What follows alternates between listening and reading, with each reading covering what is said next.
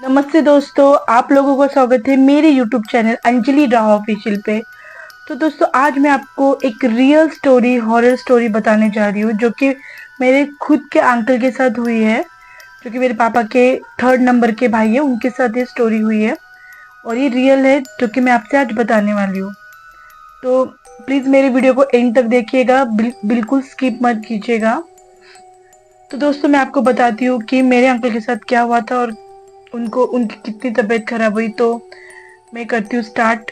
तो देखिए, 20 दिन पहले की बात है, जब वहाँ का सावन शुरू हुआ था, नेपाल का। इंडिया का सावन तो वहाँ के सावन से 8-10 दिन बाद में चालू होता है, बट वहाँ का सावन जल्दी चालू होता है। और सावन में ना, वहाँ पे जैसे अपने मंदिर होते हैं ना, जो भगवान का, शंकर जी का मंदिर होता है ना, तो वहाँ पे प्रोग्राम वगैरह होते हैं, रात भर संगीत भजन ऐसे कीर्तन वगैरह होते हैं। तो बात ये थी कि हमारे गांव में वो मंदिर नहीं है भगवान का। हमारे गांव से लग के दूसरे गांव में एक शंकर जी का मंदिर है। वहाँ मतलब सावन चालू होने के बाद हर मंडे वहाँ पे प्रोग्राम शुरू हो जाता है। मेरे पापा का जो घर है वो थोड़ा ऊपर में है, हिल में, और नीचे थोड़ा सा आके फिर ना हमारे वहाँ पे बोलते हैं ना, जैसे झरना टाइप होता है ना, वो पानी कंटिन्यू वहां से बहता रहता है। मतलब वो पानी कभी भी रुकता नहीं, वो गर्मी हो ठंडी हो सर्दी हो, पानी कंटिन्यू बहता रहता है। तो मेरे अंकल वहां पे जैसे नहाने के लिए जाते हैं, मतलब वो हर एक मंडे को, मतलब जाने से पहले एक बार अच्छे से फ्रेश होके फिर वो मंदिर जाने के लिए निकलते थे। पर उस दिन उनके साथ क्या हुआ, वो अकेले गए, क्योंकि मेरे अंकल के साथ उनके 2-3 जो गांव के लोग हैं वो भी जाते, बट उन्होंने कहा कि चल तुम जाके नहा के आ जाओ, फिर अपन निकलते हैं बोल के। मेरे अंकल जैसे रात को 11 बजे से कुछ वहाँ पे प्रोग्राम शुरू होता है शंकर जी के मंदिर में, और फिर वो रात के 3-4 बजे, मतलब 2-3 बजे तक मैक्सिमम होता है। और फिर वहां से मेरे अंकल वो 3-4 लोग साथ में आ जाते हैं, और फिर जो भी 2-3 घंटे का नींद लेके फिर उन लोग सोते थे। ठीक है। फिर उसके बाद ऐसा होता है कि उस दिन मेरे अंकल के साथ नहाने के लिए भी कोई नहीं गया। और मेरे अंकल का गांव, हमारा घर ऊपर है और नीचे आना पड़ता है, और खेत पार करके थोड़ा सा नीचे आओगे और वो नीचे, तो वो रास्ता इतना पतला छोटा, जो अगर एक आदमी आगे से आ रहा है तो हमको साइड होना पड़ेगा बैक जाके, एंड फिर वो पर्सन जाने के बाद ही हम वो रास्ते जा सकते हैं। तो वो इतना छोटा रास्ता, उधर से आना जाना है। तो मेरे अंकल जाते हैं अपने, मतलब नहाते हैं, कपड़े वपड़े धो के। सोचा एक घाघरी होता है ना, पानी का मटका, मतलब जो होता है ना, कलसी कलसी बोलते हैं। तो मेरे अंकल ने वो कलसी भी लिया था कि सोचो चल अभी नहाता हूँ, कपड़े वपड़े धो के एक कलसी पानी भर के मैं घर पे लेके जाऊंगा। तो मेरे अंकल अकेले ही गए उस दिन, और उस दिन ना पूरी चांदनी रात थी। मतलब पूरा आपको ना क्लियरली सामने से पूरा दिख रहा था। पूरा मतलब, एक होता है ना चांदनी रात में क्लियरली आपको दिख सकता है कि आगे कौन है कौन नहीं है, ऐसे मतलब क्लियरली दिख रहा था। तो उस दिन मेरे अंकल अकेले गए और नहा धो के थोड़ा सा जैसे कपड़े वपड़े धो के एक कलसी लिए और ऐसे लेके वो, अभी चलो मैं घर जाता हूँ, और जाके फिर हम लोग निकल पड़ेंगे मंदिर की तरफ। तो ऐसे सोच के मेरे अंकल गए।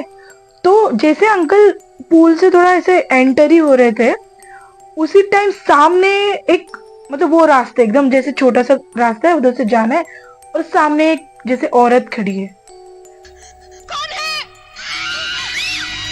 मतलब उन्होंने देखा क्लियरली, उन्होंने देखा कि एक सामने एक औरत खड़ी है। और वो औरत, मतलब हाइट वगैरह उसकी अच्छी है, और उसका क्लियरली फेस दिख रहा था, क्योंकि उस दिन पूरा चांदनी रात था। बट वो ना टस से मस नहीं हो रही है। मतलब वो मेरे अंकल को जाना है, तो वो जैसे पूल के एंटर, मतलब स्टार्टिंग में खड़ी है, अगर वो चाहे तो बाजू में भी हट सकती है। अगर वो हटेगी तो मेरे अंकल वहां से जा सकते हैं आगे, मतलब। बट वो ना टस से मस नहीं हो रही है, वो बिल्कुल एक जगह से हटने को तैयार नहीं है। वो वैसे ही वहां पे ऐसे करके खड़ी है एक साथ, मतलब एक मिनट भी हिल रही नहीं वहां से। तो ऐसा हुआ कि मेरे अंकल ने बोला, अरे ये गाँव की औरत है, इतनी रात को क्यों आएगी। और उस टाइम शायद से 8 से 8:30 का टाइम हुआ था, क्योंकि उन्होंने क्या सोचा, चलो अभी नहा के जाता हूँ घर पे, थोड़ा खाना पीना खा लूंगा और निकलते हैं हम लोग गाँव में, क्योंकि वो गाँव से और ये गाँव में कुछ एक लगभग आधा घंटे का रास्ता है, बीच में नदी आती है, तो वो नदी पार करके जाना है। तो मेरे अंकल ऐसे करते घाघरी लेके ऐसे निकल रहे, पर वो औरत साइड में भी नहीं हट रही, कुछ भी नहीं। तो अंकल ने सोचा चलो जाने दो, कोई औरत होगी, बट इतने 8:30 बजे के टाइम में ये क्यों इधर आई है?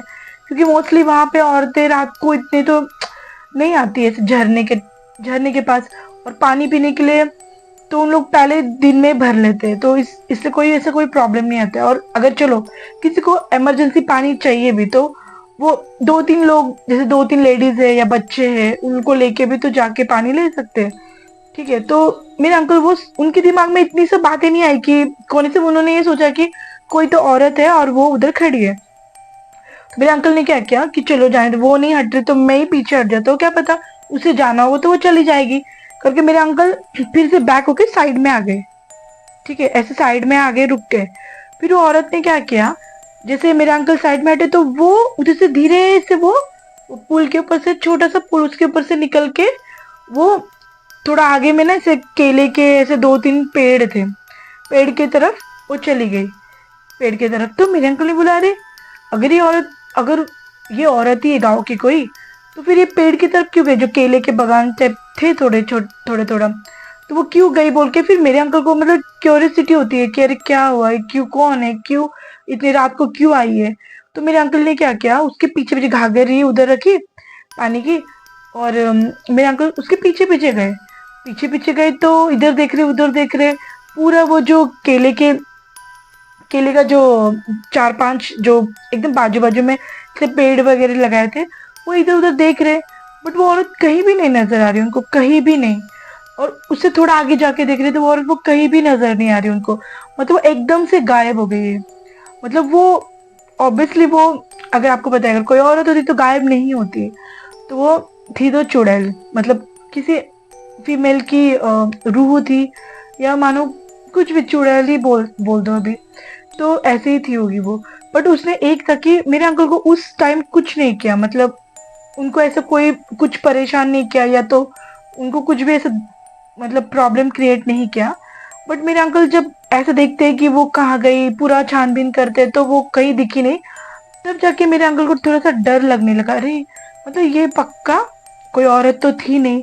फटाफट फटाफट वो रास्ते से झम झम झम झम करके, मतलब उनको ऐसा लग रहा था वो कब, मतलब मेरे घर तो हमारा काफी ऊपर है, थोड़ा सा हिल में है, बट थोड़ा सा आगे जाएंगे तो थोड़ा सा खेत है, खेत खत्म होते ही थोड़े से घर, एक दो घर दिखने शुरू हो जाते हैं, मतलब लोगों के।